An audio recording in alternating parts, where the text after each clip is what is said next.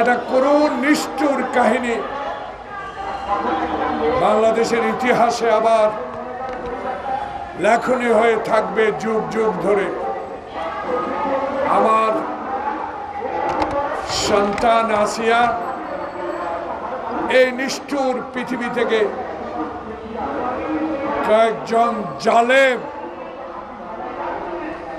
অমানুষের হাতে নির্যাতিত হয়ে পৃথিবী থেকে বিদায় নিয়েছেন। হে আল্লাহ, তুমি এই ক্ষুদ্র বাচ্চাটিকে জন্ম দিয়েছিল, 80 থেকে 100 বছর বাঁচবে, পৃথিবী দেখবে, পৃথিবীর ইতিহাস দেখবে, বাংলাদেশের ভবিষ্যৎ দেখবে, বাংলাদেশের রাজনীতি দেখবে, বাংলাদেশের মানুষের সেবা করবে। আল্লাহ পাক ওই নিষ্ঠুর এই অজাতের নির্মম অত্যাচারে চিরদিনের জন্য বিদায় হয়ে গেল এবং এই সরকারকে অনতিবিলম্বে বিচারের আওতায় এনে দৃষ্টান্তমূলক শাস্তি প্রদানের দাবি জানাচ্ছি।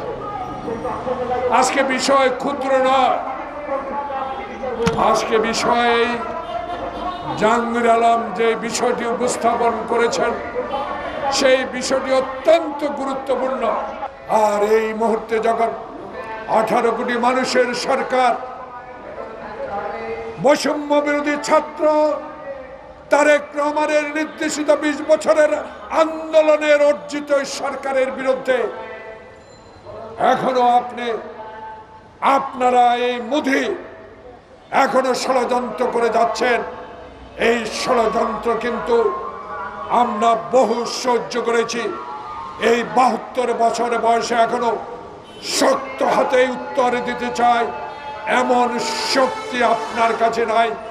বাংলাদেশের 18 কোটি মানুষকে আবার গণতন্ত্রহীনতা করার কোন চক্রান্ত যদি আপনি করেন, আপনার বিরুদ্ধে লড়াই করে যাওয়ার শক্তি আমাদের আছে। জাহাঙ্গীর সাহেব আমার বন্ধু মানুষ, একসাথে যুদ্ধ করছি একই ক্যাম্পে। বালা মানুষ, সোজা মানুষ, সারাদিন হাসে, গালি দিলেও হাসে, সমালোচনা করলেও হাসে। আপনি এক্ষুনি পদত্যাগ করেন, সমস্যার সমাধান হবে। জনাব জাহাঙ্গীর সাহেব, আপনার কথা কারা শুনে না আমাদেরকে জানান। কারা আপনার কথা শুনে না আমাদেরকে জানান। কারা বলে ওনাদেরকে সহায়তা করলে নির্বাচন দিয়ে দিবে, এইসব কথাগুলা কারা বলে প্রকাশ করেন। জাহাঙ্গীর সাহেব, আপনার হারাবার কিছু নাই।